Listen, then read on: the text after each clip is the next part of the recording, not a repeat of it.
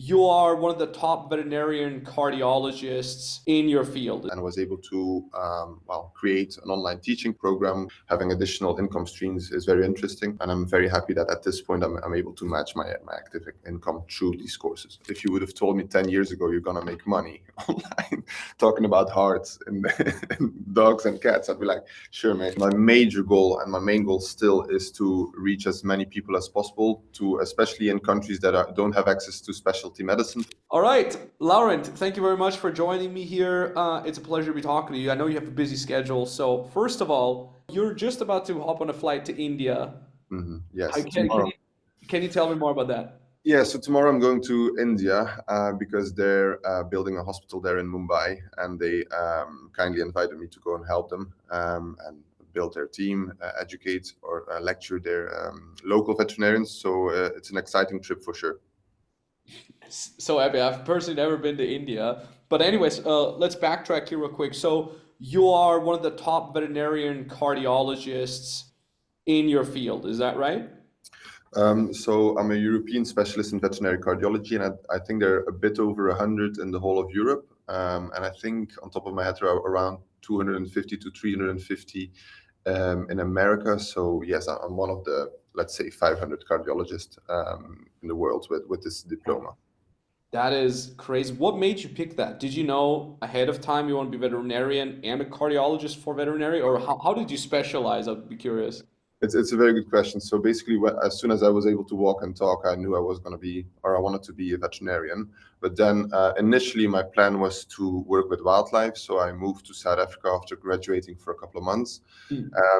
Then I had to come back, or I came back to Belgium and found a job, maternity cover in a small animal practice. Then I noticed that I really like cardiology, so I just sent an email to every single specialist in Europe to give me tips. One of them was so kind to reply and offer me or suggested to apply for a position there. Got a position and then worked myself up until I got the opportunity to do the specialty program, which is called a residency. And I passed my exam 2 years ago. Damn. And now you're crushing it. That's super duper interesting. And in this regard, you joined our program, I think 4 months ago, something like that. Correct. And what we've basically done is we've taken your offline expertise and we've helped you create an online expertise from that. Can you talk a little bit more about that process that we helped you with? Yes, so I've been fortunate enough last year to be invited to multiple places abroad to lecture, but I wasn't able to combine it anymore with my quote unquote daily job. And I wanted to help people as much as possible whilst generating an additional income. So I reached out to you guys. You guys gave me very valuable advice and was able to create an online teaching program which has been very successful, fingers crossed so far, and generate that passive income. That's insane. Yeah, I mean, we always call this like the typical client journey. Like someone comes in, has an offline expertise, but the point about offline is like in your case, you have to travel, you have to physically be somewhere. And we just talked off camera a couple of minutes ago about that too. Is like, and then you do it online, and all of a sudden it frees up everything, and it does the same thing. And it's just great what technology really does. It brings people together, and it allows you to reach people all around the globe without having to physically be there.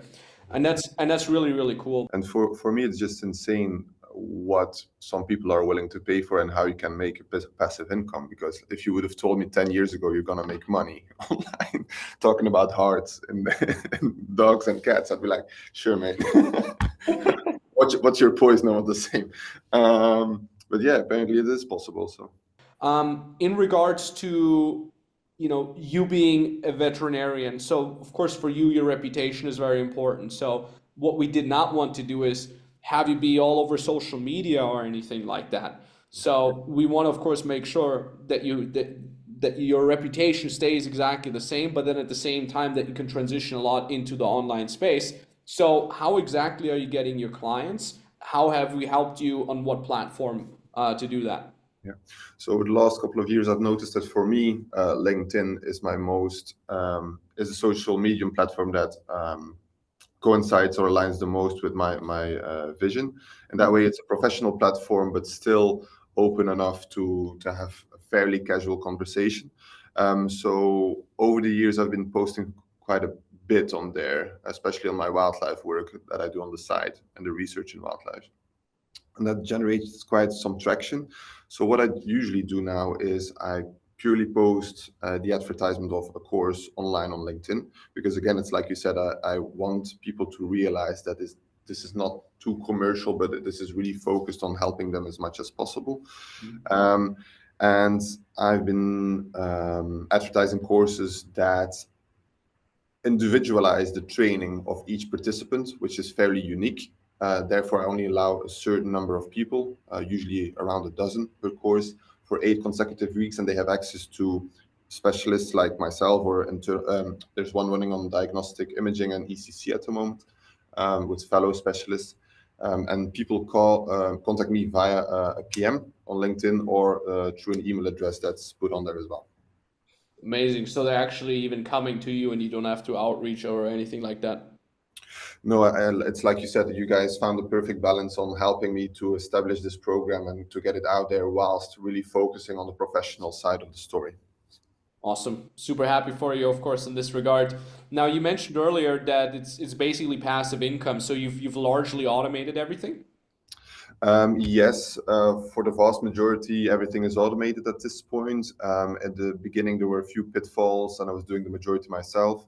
But then in consideration of my coach, Roberto, I was able to automate quite a lot of stuff, which saved me a lot of time, and time is a very valuable asset, I guess.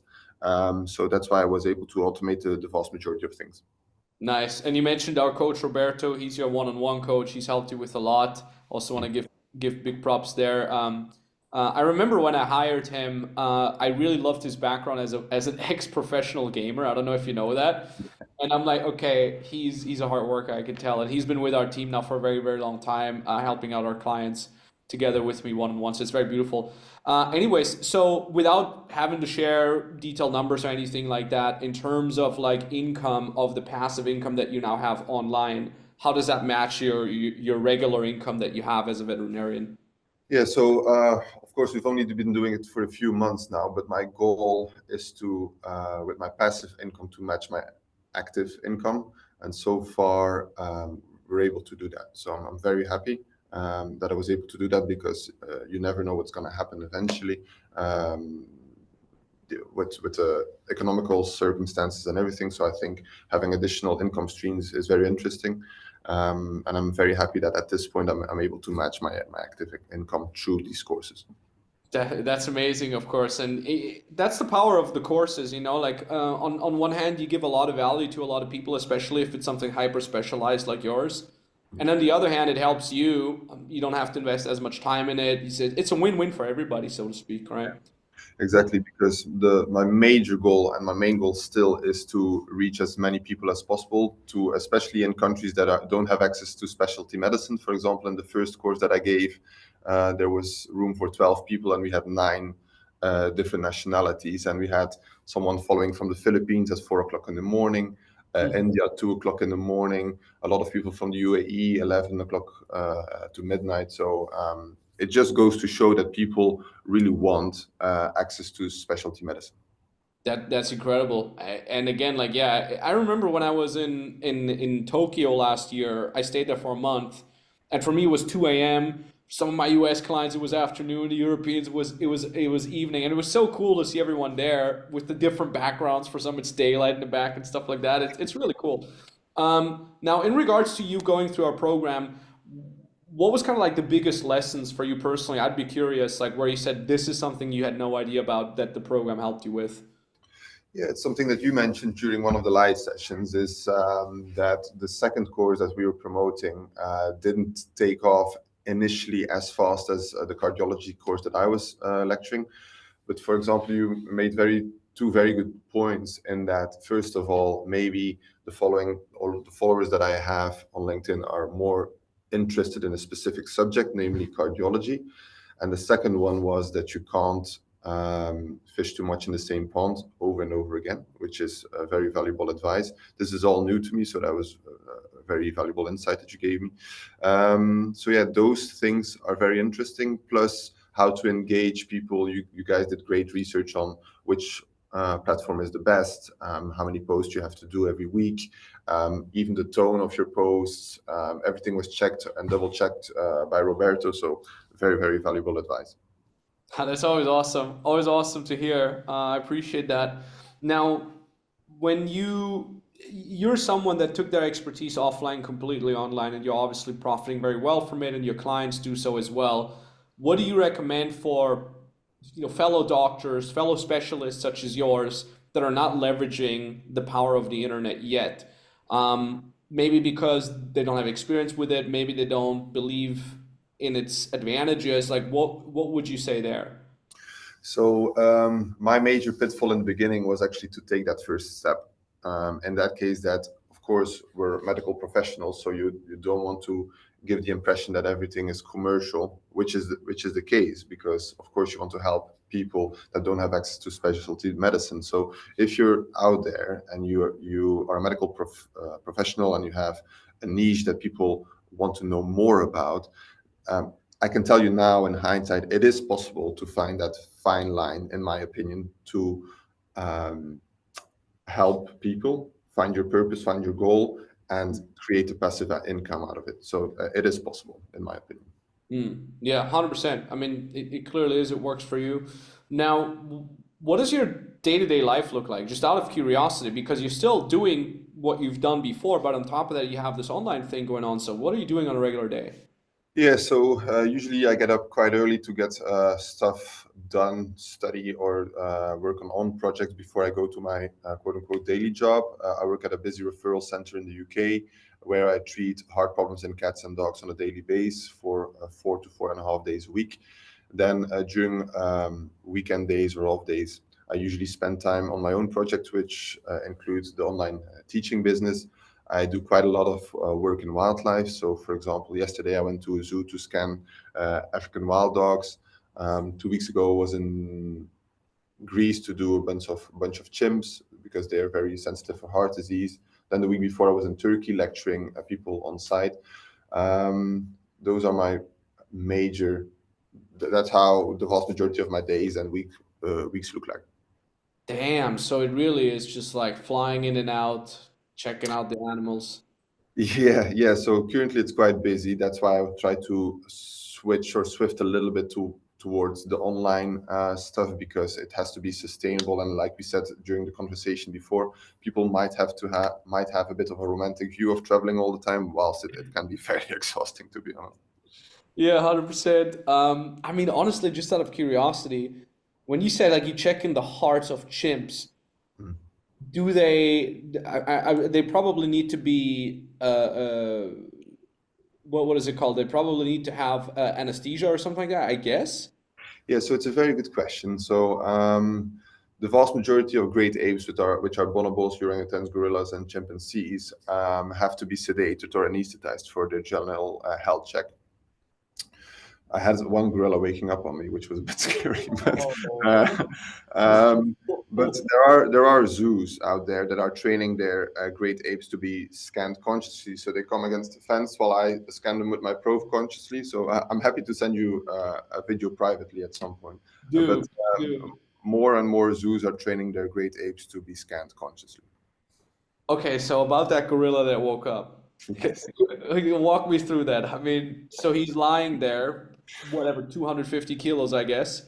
Yeah, so he was a silverback gorilla, and he was bitten by his brother over a fight for the leadership in the group.